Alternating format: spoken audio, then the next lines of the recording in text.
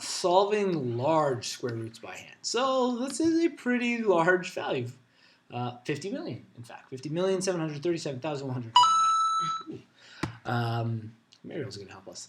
So we want to do this without using our calculator to just type the square root in. We want to have a method. So the method we're going to use is similar to long division, but the steps are a little different. So first thing I need to do is start with our decimal. Our decimal would be here, and I'm going to break these into pairings, okay? So this is a pair, okay? This is a pair, this is a pair, and this is a pair. It's important that we set up in pairs because instead of when we do long division by hand, we drop down one value. When we're doing this long square rooting by hand, we're going to drop down two values at a time.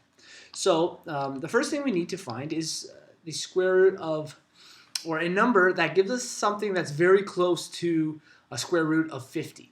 So if we think of our values, think of it if we did 5 times 5, it's 25, 6 times 6, 36, 7 times 7 is 49. That's really close. We know 8 times 8 is going to be larger, so we're going to use 7.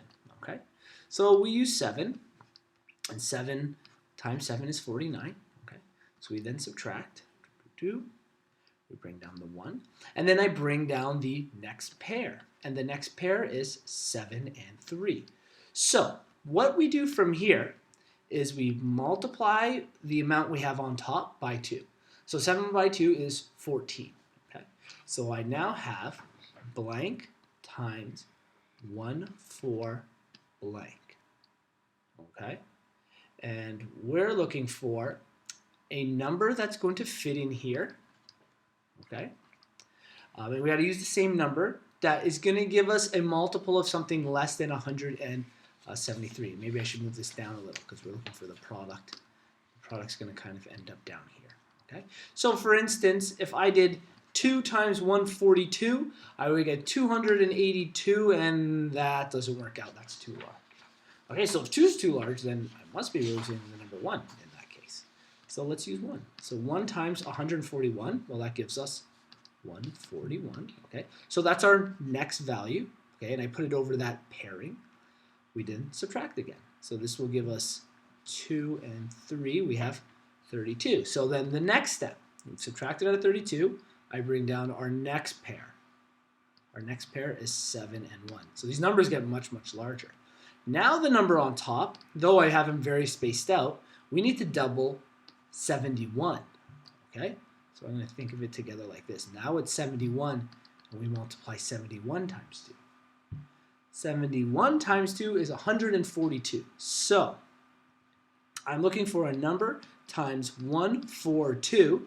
That's what we do when we double it. That becomes the leading values, and then we just leave the ones column open.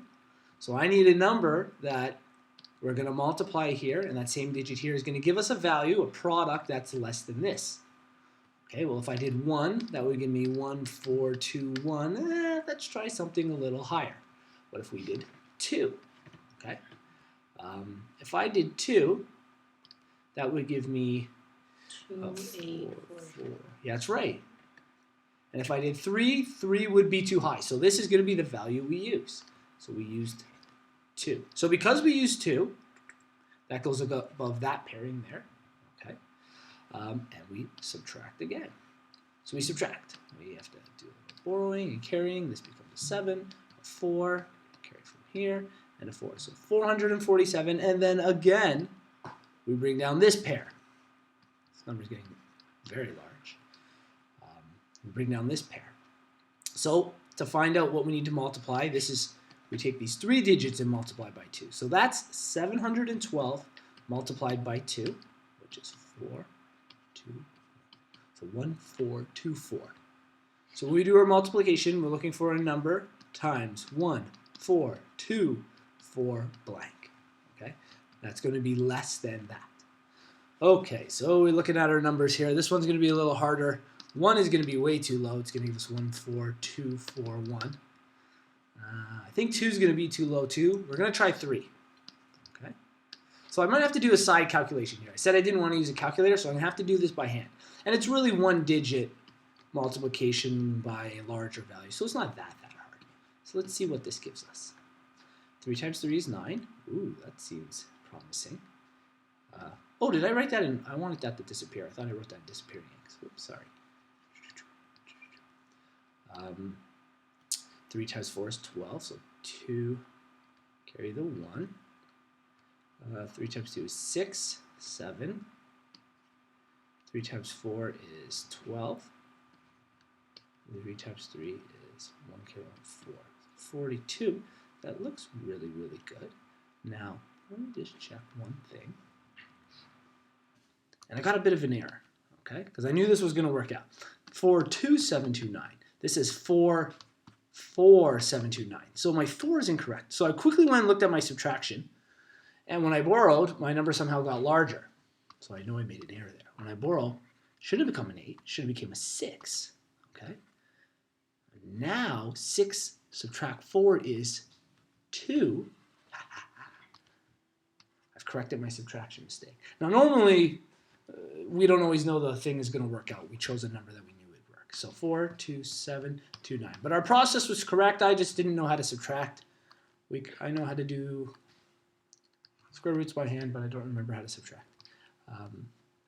And that's 0. So what that means is 3 was the last value we used down here. If you recall, 3 was our number. So the square root of 50,000 there is 7123. There's our square root value.